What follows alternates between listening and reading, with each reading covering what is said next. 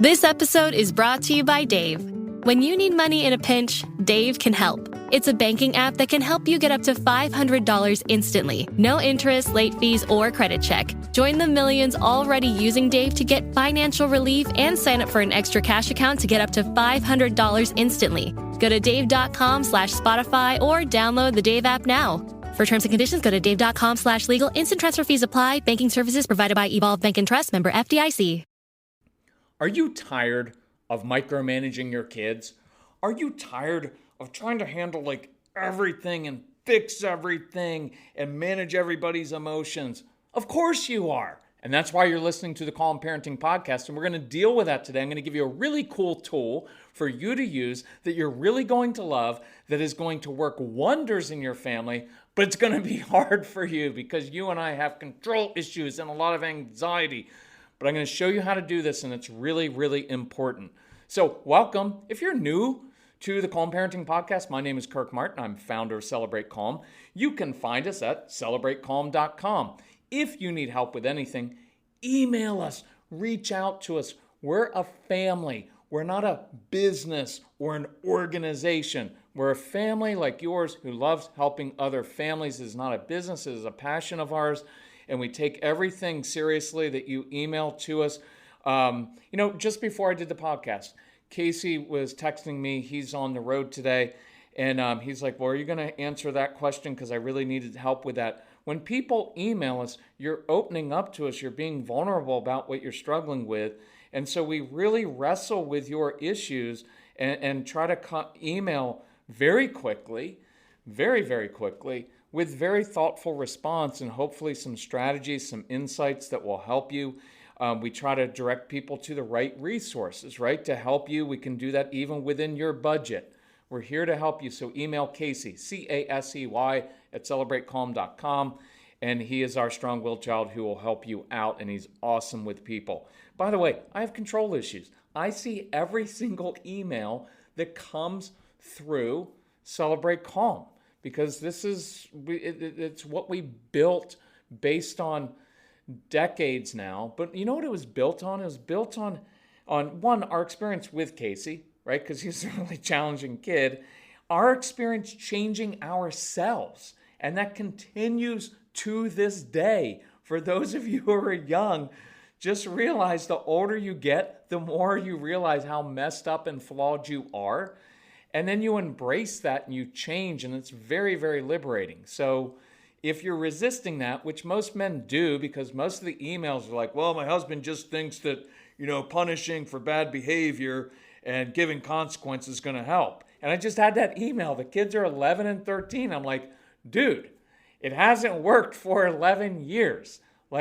Don't you think that if that approach were going to work with these particular kids, you would have seen some progress by now? But you've been doing the same thing because it's my way or the highway approach, and I'm going to show them, and they need to respect me. That was me. I did that for 9 years with Casey, and then I finally figured out it doesn't work. And so I took a different approach, controlling myself and learning how his brain worked and how he was oriented in life. And I figured that out, and then everything went much better. And so I'm a guy. I'm pretty practical. I thought, that other way that I've done it, not working. Hasn't worked. What makes me think that one day it's going to kick in and work? Because that's all I've ever known. And then I tried a different way, and it worked. And I'm like, well, maybe I should do the other way, right? It is brain science, actually. I was going to say it's not brain. Well, actually is brain science. So this is all backed up by brain science, but my focus is on very practical stuff. And then we had 1,500 kids come into our home over the course of a decade. The most challenging kids. We had kids fly in from Norway. We had kids from overseas coming to our home where we put kids in everyday situations and told them to do things, and we changed plans on them, and we put them with other irritating kids so they fought over things, and we tried to play games with them, which, as you know, is a recipe for disaster. We took them out in public. We did all kinds of things so that we put them in situations where they would melt down and freak out and have anxiety and social skills issues and all of that, so we could work on it in the moment.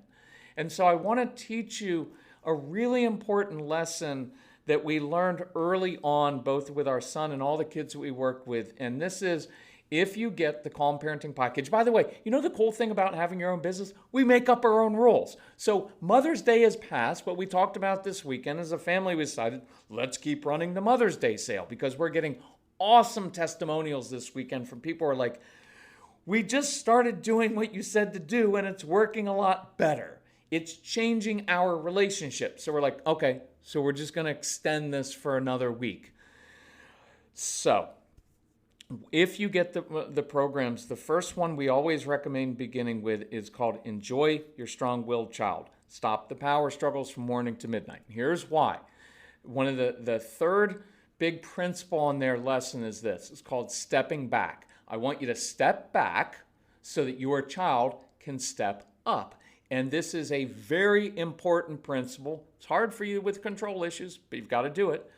Because watch, when we control our kids or micromanage them, we rob them. We rob them of the satisfaction that comes from making good decisions on their own or developing the internal resources to learn from bad decisions. See, our parents usually gave us a lot of space. We were outside running around. We were making all kinds of decisions by ourselves, and we learned from that. They weren't micromanaging us. Now, some of your parents did, and you didn't like that. When you step back as a parent, it gives your kids space to step up. When you step back from micromanaging, look, most of the stuff that you're doing and that I did is micromanaging. Well, no, I'm just teaching them. No, you're not. You're lecturing them and you're micromanaging them and you're controlling them. I'm not talking about being permissive, not at all. I have very clear boundaries and expectations, but I'm giving kids space so that they can step up and learn to be responsible for themselves. See, as long as you're being responsible for your child's behavior, they're not. When you step back from controlling your child's emotions in the moment, it gives them space to step up and learn how to manage their own emotions. But the truth is, we get really uncomfortable when our kids are getting really emotional. Look, moms, we do that to our kids, and guess what happens in your marriage? Your husband dismisses your emotions because he's uncomfortable with them, right? It's just what we do. When you step back from standing over your child demanding absolute compliance in the moment, it liberates your child to step up and make good choices and to control themselves. Not because you're standing there threatening with a consequence, but because it's the right thing to do. See, as long as you're managing their choices and lives for them, your kids never have an opportunity to make independent choices and learn from them. As long as you continue to micromanage your kids, they will grow more and more frustrated, resentful, and angry. And here's why this is important for your kids. Strong-willed kids, we call them stove touchers. See, you tell a compliant child the stove is hot, and she'll thank you for the insight. You tell a strong-willed child that the stove is hot, she's going to run to the kitchen and put her face, not her hand, on that stove. She has to learn by doing and touching the hard way. She must experience some pain in life from her own choices, and it's actually good for her. It's how my son learns best. It's how I learn best. And we handicap our kids when we don't give them space to touch the hot stove. You know what I'm saying metaphorically? Unless you step back and give your kids an opportunity to make mistakes and learn from them, they'll never really grow up. So if you really want to change your strong-willed child's responses very quickly, step back, give them some ownership. Let me tell you a story. So this is a couple of years ago. We're in Fort Benning, Georgia. We're training drill sergeants and their families. How cool is that? We're training people whose job is to yell at their recruits, and then a few minutes later on base, they're back in their home and their kids haven't picked up the Legos. Well, guess what the drill sergeants are going to do in their home? And they're awesome people. So this really good mom came out to, we did an evening workshop, and we're doing live workshops again, thankfully. So email Casey and we'll come to your school, church, synagogue, mosque, adoption agency, whatever, homeschool conference. I don't care where you are. As long as there are people there that need to change, we'll come and speak. We love doing it. So she'd come out the previous night, because usually sometimes we'll do an evening workshop. We'll often do, Casey will speak to kids during the school day, because he does school assemblies to teach kids how to control their emotions. And then I'll often do teacher training in the afternoon, and then we'll do a parent workshop at night. And sometimes we'll do a morning workshop for parents as well. And so the mom came that morning and she told me this story. She said, when I got up this morning, my daughter marched downstairs filled with drama. I don't know what I want to eat. I don't know what I want to wear. I don't know where my homework is. And so this mom's first instinct, like all of us, was to jump in and solve the problem. Okay, honey, listen, I'll make you breakfast and I'll lay out your clothes. You just go look for your homework. Because sometimes that's easier than dealing with your child's emotions and wondering if they'll be able to handle it on their own. So sometimes we jump in and solve problems for our kids. But if we're honest, we're not really doing it for them, are we? We're doing it for ourselves, right? Because that's just easier for us. But it ends up handicapping our kids. And again, I don't do blame. I don't do guilt or judgment. I just want us to be honest about what we're doing so we can change ourselves, which in turn will change your child. So instead of jumping in and solving this situation for her daughter, this mom stepped back. And I learned to physically sometimes take a step backwards just as a reminder, and it just changed something, because you know how this works. When your kids are, even when they're talking back to you, my instinct, I'm going to step forward, I'm going to get in my son's face. And as he got taller, it was getting a little bit close to getting physical, and I didn't want that, so I stepped back. So this mom stepped back, she looked at her daughter and said, matter-of-factly, I believe you're capable of handling this yourself. Then mom walked away and started to drink. I'm just kidding. She didn't. But you're gonna feel like it, but don't do that. So, like your kids, her daughter stomped upstairs. And that's grating on you, isn't it? Where is her gratitude? How dare she begin the day in such a huff? Then this little girl went up to her bedroom, and guess what she did? Slammed her bedroom door and began slamming her dresser drawers open and shut, looking for the right clothes because she's so particular.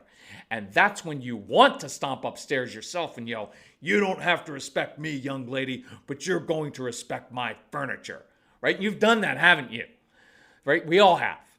So this mom stepped back and gave her daughter some space. Write down the word space in big letters. Give them a little bit of space to work through her own frustration without a mom standing over her, barking about what emotions she can and cannot have, about how she needs to be grateful, about how you should have planned better for the morning, and if you had, you wouldn't be all frustrated. Right? How many times do we do that? And that has nothing to do with your child. That has everything to do with you, with me. Because I don't like the way she does it. And if she was more of a planner, and if she was more like me, she would have done it. No, that's all about you, and that's your issue. And the moment of your liberation comes, the sooner you stop putting everything, this is not directed in anger at you, but with some passion to get through, and especially if some dads are listening to this, the sooner you stop pointing the finger at your difficult, challenging child and start controlling and changing yourself, the sooner you will be happier in life, and the sooner you will see this child step up and be responsible for himself and herself, and the sooner you will stop with all the power struggles. I will tell you, I've done this for 20 years. I will bet you, whatever amount you want, that 70% of the power struggles in your home originate with your own control issues and anxiety and your difficulty with dealing with other people's emotions and wanting them to stop it. It's your issue. That is not guilt or blame. That is liberating, because the only person, the one person in this life that you have control over is yourself. So the really, really good news, moms and dads, is this. 70% of situations then are in your control, but not by controlling your child, but by simply controlling yourself. We're going to be speaking at this big homeschool conference in a couple weeks, and one of my first messages is, if you can't control yourself, how can you expect your kids to control themselves? So, moms, think about it. When you have a bad day, you don't want your husband standing over you, lecturing you about how you should just be grateful for everything you have. Sometimes you just need some space to work through it, right? So after about 10 minutes of thrashing around, her daughter emerged from her room, walked down the stairs with a smile on her face as if nothing had happened. And that's a huge trigger for you, isn't it, parents? Because that's the way your kids are. They can thrash around and throw things and be upset and call you stupid, and 6 minutes later walk downstairs as if nothing had happened. And you're waiting angry, waiting for the apology for their bad attitude, waiting for it. And guess what? You're going to be waiting a long time, because they pulled themselves together in that moment. And this isn't what I was going to say, but I want to say it. In that moment, I understand. You're waiting. They should come down and say, Mom, I'm really sorry that earlier I was out of control and I hadn't planned well and I blamed you because I couldn't pick out my own clothes, and I'm really sorry for that.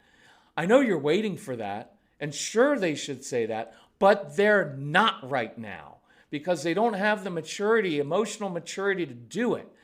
And this almost, I'm feeling a little choked up.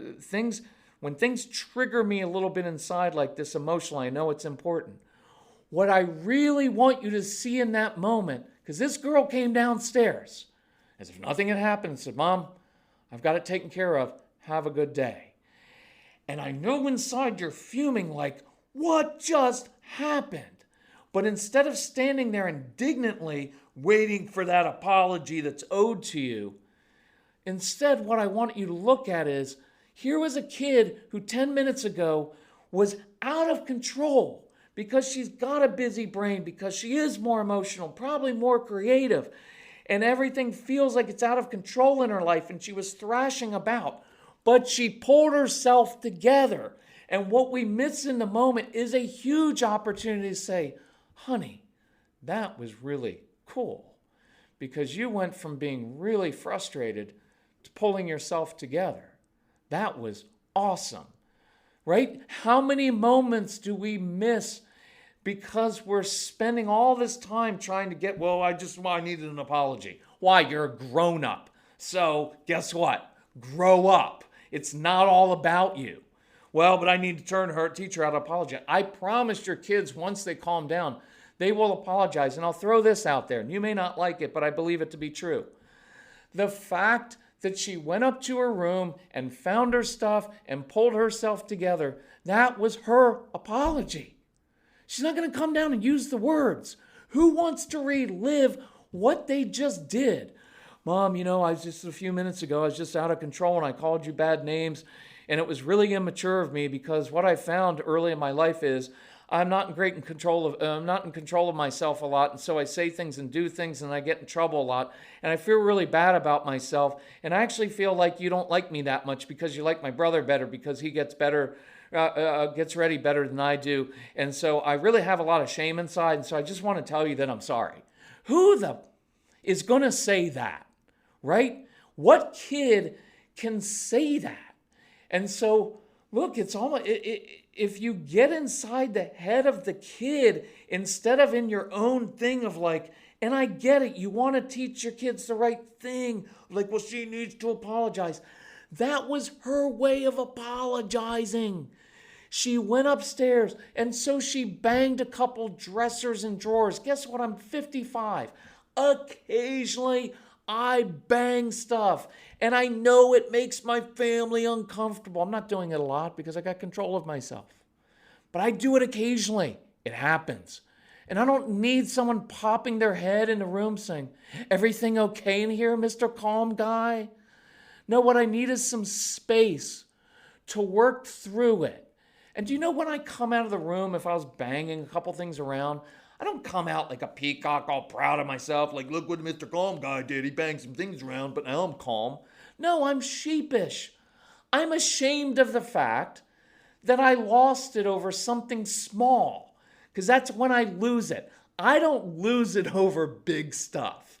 I lose it over little stuff. And you know what I feel like afterwards? Ashamed. You think I want to walk out in front of my wife or in front of Casey or people that I love and look and say like, pretty proud of myself, like that little moment I had there? No, I don't want to relive it either. So I come out and I humble myself, and I'm hoping they don't want, "Well, honey, do you want to talk? Do you want to talk about that moment that you had back there?" "Yeah, I'd like to relive it again." Why don't you look me in the eyes and I can just tell you how I felt like a 4-year-old at 55 slamming things because I got upset over something tiny going wrong. Why don't we just spend like 15 or 20 minutes on so you can teach me my lesson? Of course I don't. But I come out and I'm in control of myself, and I'm 55, so I'll come out and say, "Guys, I'm sorry, I know that made you uncomfortable. I'm all good now. I just needed a moment." Right? And their appropriate response is, "Thanks for not making it like 20 moments." Right? Then we move on. But we don't have to talk about it. Parents, we think we need to talk about it. We need to make everything a lesson. No, you don't. Unless you don't want your kids ever freaking talking to you again and hiding things. No, respect the fact that this little girl was up in her room banging around and thrashing us around emotionally herself. You don't think she was up there inside? You don't think she was up there inside like, "Why can't I control myself? My brother and sister get ready on time, and I'm the only one who struggles with picking out the right clothes, and I'm never happy with the food, and I'm not happy with myself." You don't think she's beating herself up enough? She doesn't need that. And dads, please, please, you don't have to reinforce everything they do wrong. What if instead you sent her a little note that day and said, "You know what was cool this morning? I know you struggled, but you pulled yourself out of it. And guess what? I don't even do that all the time. I wish I was more like you. And what you did this morning was awesome." Right? Instead of spending all day waiting until she gets home. "Well, because that's when I get the email. "Well, she had this moment this morning, and she was thrashing about and calling us names. We need to have a talk about that. How should we have a talk about? When should we have a talk about it?" And it's like, you spent your whole day obsessing over something that your daughter spent the day at school ashamed of herself for, knowing when she got home there was going to be the big talk. And a mom or a dad, or worse, both parents were going to have to sit her down and talk about that episode this morning. What do you think she was afraid of all day? Great. It's like I tell parents, you want me to come over to your house and just follow you around for 24 hours and pick out every single thing that you did wrong. How about every single bad thought you had toward other people while you were driving, at the store, every judgment you have another person? What if we just sat you down and we talked about that and we gave you an apology a chance to apologize for that? Right? That's what we do a lot. And I know you do it out of a good heart because you think, well, we've got to teach her. Kids know this stuff. She didn't go off to school like, showed my mom by banging stuff around and showing that I was a 3-year-old. Of course she didn't. And she pulled herself together. And so do you realize what a gift this mother gave her daughter? You know what she was communicating? I believe in you. I believe that you're capable. I respect you enough to believe that you have the internal resources necessary to handle tough situations in life without me fixing it for you. See, that builds confidence. That builds resilience in your child. It builds a sense of accomplishment. See, what was beautiful about this scene was it didn't look pretty at first. It was pretty ugly. But by the end of the scene, this daughter had accomplished something that maybe she'd never accomplished before. She was given the space to pull herself together, and she did. And now she has the knowledge that she's responsible for her choices in life. That is a beautiful gift. See, there's so much respect in this. I respect you, son, enough to believe that you're capable of handling disappointment, of handling boredom, without me fixing everything for you, because you have what it takes inside to handle that. I respect you enough to believe you're capable of handling disappointment without me fixing the situation for you. But see, the opposite is true. When we micromanage our children, what we're really saying is, I don't believe you're capable. You're not capable. You need me to fix the situation for you. And when you try to micromanage a strong-willed child, you will cause them to resist more. So maybe, as we close this up, apologize to your kids. Look, honey, out of a good heart and good intentions, I've led you to believe you aren't capable of being successful on your own. Do I micromanage? Do I lecture too much? Do I try to tell you what to do all the time? Yeah, I'm sorry for that. From now on, I'm going to step back and I'm going to give you some space. And I'm going to respect the fact that you are capable. But here's the most important part of the story to me. Look what this mom really communicated to her child. I can handle it when you aren't your best self. That's awesome, moms and dads. I can handle it when you're not your best self. I can deal with your emotions and give you space to work through it. So if you ever need anything or just want to bare your soul, if you need help wrestling through something in life, I'm a safe place for you. And that's important when your child's 4. It's important when they're 9.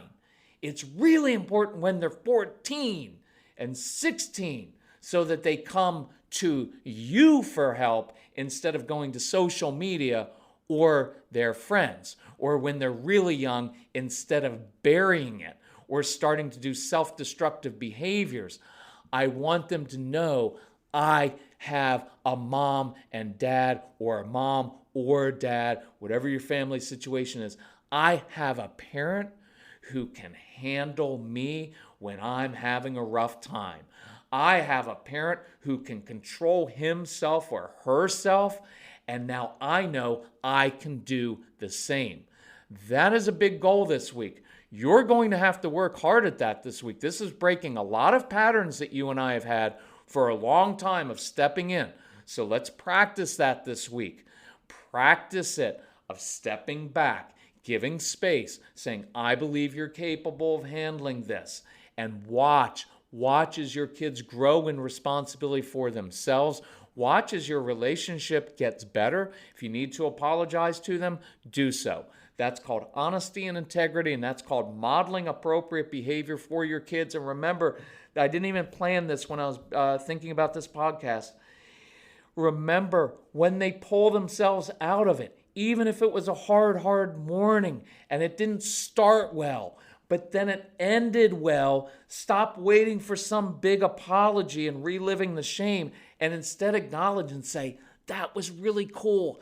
How did you do that? Because in case you haven't noticed, sometimes I spiral, sometimes I get really upset, and I want to learn, what did you do? Because you pulled it together, honey, and that was a beautiful thing, and I wish I was more like you sometimes. That will change your home.